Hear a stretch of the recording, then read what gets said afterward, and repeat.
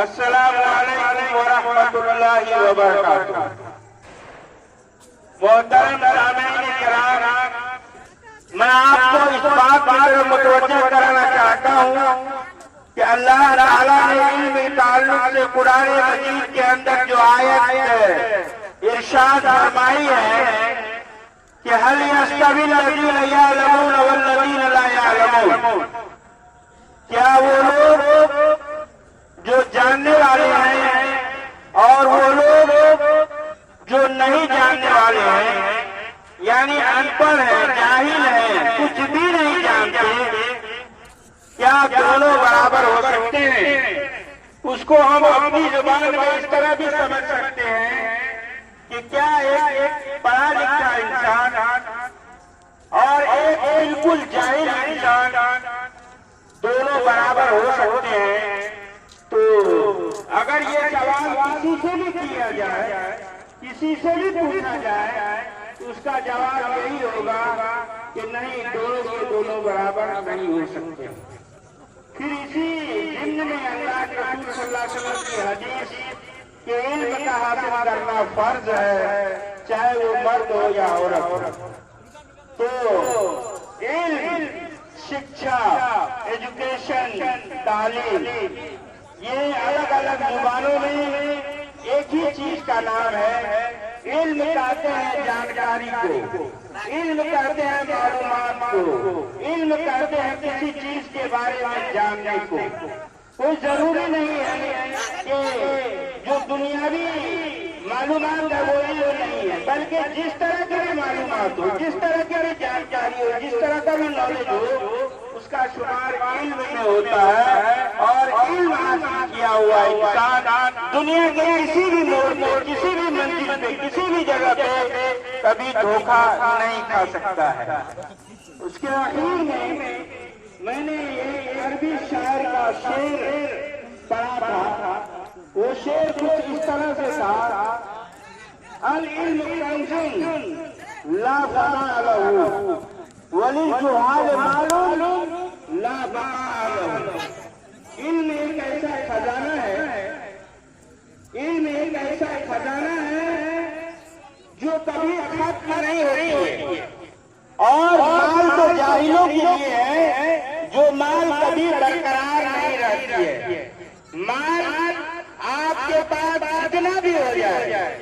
آپ اگر اس میں سے خرچ کریں گے تو دھیرے دھیرے دھیرے دھیرے دھیرے دھیرے ایک وقت ایسا آئے گا کہ وہ مال آپ کا ختم ہو کے چلا جائے گا۔ آپ 100 کا نوٹ لے کے بازار جاتے ہیں، اس میں سے اگر آپ 100 روپے میں سے 50 روپے خرچ کرتے ہیں تو آپ کے جیب میں صرف 85 روپے بچتے ہیں۔ لیکن علم ایک ایسا خزانہ ہے کہ اگر علم کو آپ دن بھر بانٹتے رہیں، علم کو آپ دنیا میں جتنے لوگوں کو دیتے ہیں، تو پتہ یہ چلے گا کہ بانٹنے سے، لوگوں کو دینے سے علم گھٹتا نہیں ہے بلکہ علم بڑھتا ہی رہتا ہے۔ تو یہ ایک حدیث، ایک قرآن کی آیت اور ایک شاعر کا قول جو میں نے آپ کے سامنے پیش کیا ہے، چونکہ یہ موقع محل نماز کے تعلق سے، روزہ، حج، زکات کے تعلق سے تقریر کرنے کا نہیں ہے، یہ منچ ہے تعلیم کا، یہ مدرسہ ہے تعلیم گاہ کے نام سے اسے لوگ جانتے ہیں۔ مدرسہ کا مطلب ہی ہوتا ہے ایسی جگہ جہاں علم حاصل کیا جاتا ہے، تعلیم دی جاتی ہے۔ ان پڑھ، جاہل، نہ جاننے والے بچوں کو علم دے کر کے زندگی گزارنے کا، دنیا کے تعلق سے، اللہ کے رسول کے تعلق سے، ملک ملت کے لیے ہم کیسے مفید ہو سکتے ہیں،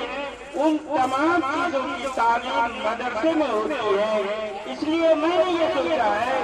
کہ آج کے اس 7ویں انعامی ثقافتی تعلیمی مقابلہ و مظاہراتی پروگرام میں صرف علم کے تعلق سے آپ سے بات کروں گا۔ جب ہم آپ اپنے بچوں کو اللہ تعالیٰ کی مرضی سے جنم دیتے ہیں، ہمارا بچہ جب پڑھنے لکھنے کی عمر کو ہوتا ہے تو اللہ تعالیٰ نے اپنے بندوں کو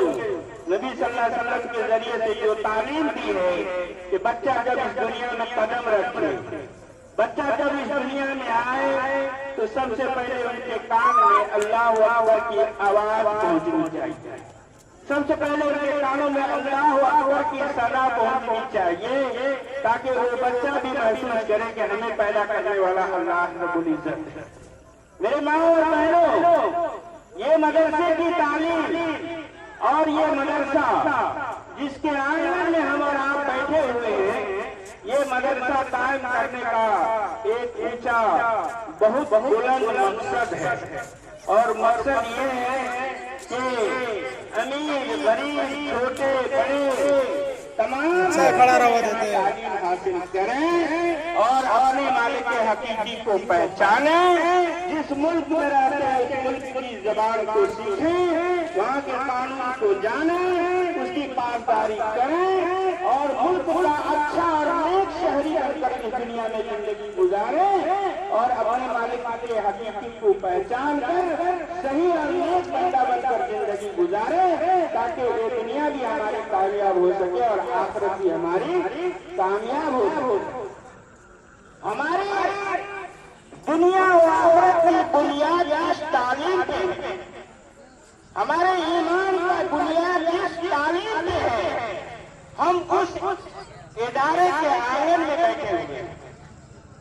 ہم اس جگہ میں بیٹھے ہوئے ہیں جہاں سب سے پہلے اللہ اور اللہ کے رسول کی تعلیم دی جاتی ہے، اس کے بعد ماڈرن ایجوکیشن، نیپالی زبان، انگریزی زبان، عربی زبان اور دوسری زبانوں کی تعلیم ہوتی ہے۔ لیکن مجھے تو بڑا افسوس ہوتا ہے اس وقت کہ ہم لوگ اللہ کے نام لیوا، ایک نبی صلی اللہ علیہ وسلم کے نام لیوا، محمد صلی اللہ علیہ وسلم کے امتی، اور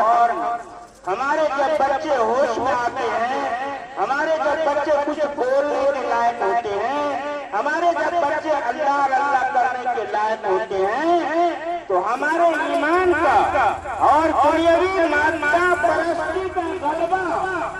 دنیا کے حصولیابی کا غلبہ اس قدر ہمارے اندر بھرا پڑا ہوا ہے کہ ہم مدرسوں کا رخ نہیں کرتے ہیں،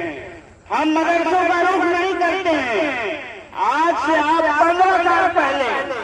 بفور 50 ایئر، جب آپ 15 سال پہلے پیچھے جائیں اور نظر اٹھا کے دیکھیں تو بھوکرا چوک سے ایک بھی بورڈنگ اسکول کی گاڑیاں نہیں گزرتی تھی۔ میں نے اس سرزمین میں تعلیم کے میدان میں تقریباً 27-28 سال سے اس سنسری ضلع میں دیکھ رہا ہوں، اور میری پوری زندگی تعلیم کے میدان میں گزری ہے کہ یہی وہ بھوکرا چوک تھا، یہی بھوکرا نرسنگ گاؤں بالیکا تھا کہ ایک ہی بورڈنگ اسکول کی کوئی گاڑیاں نہیں گزرتی تھی۔ لیکن میں چیلنج کے ساتھ کہتا ہوں کہ یہ بھوکرا نرسنگ گاؤں بالیکا، جس میں مسلم کی بہت بڑی اکثریت، مدرسوں کی کمی نہیں، ہر جانب ہر وارڈ ہر گاؤں میں مدرسہ، ایک نہیں دو نہیں 3 مدرسے، لیکن میں مسلم دانشوران کو اس بات کی دعوت دیتا ہوں کہ آپ ماڈل چوک میں ایک دن بیٹھ جائیں اور صبح 6 بجے سے لے کر کے 11 بجے تک کاؤنٹنگ کریں گے تو آپ کو درجنوں بورڈنگ اسکول کی بسیں گزرتی ہوئی نظر آئیں گی، اور ان تمام بسوں میں 95% اسٹوڈنٹ آر مسلم۔ یہ سارے بچے کہاں جاتے ہیں؟ اللہ پڑھنے کے لیے، اللہ کے رسول صلی اللہ علیہ وسلم کا نام پڑھنے کے لیے نہیں، یہ کہاں جاتے ہیں؟ A for apple, B for ball, C for cat, D for dog پڑھنے کے لیے۔ ارے اتنی محنت نہیں کمائی، اللہ کی دی ہوئی اتنی بڑی نعمت، جب اللہ نے خوشحالی دی، جب خوشحالی نہیں دی، جب پیسے کی پرواہ نہیں دی، سعودی قطر دبئی ملیشیا بحرین عمان جوڑن ان جگہوں سے جب پیسے نہیں آتے تھے تو ہمارے بچے سارے مدرسوں میں جاتے تھے پڑھنے کے لیے۔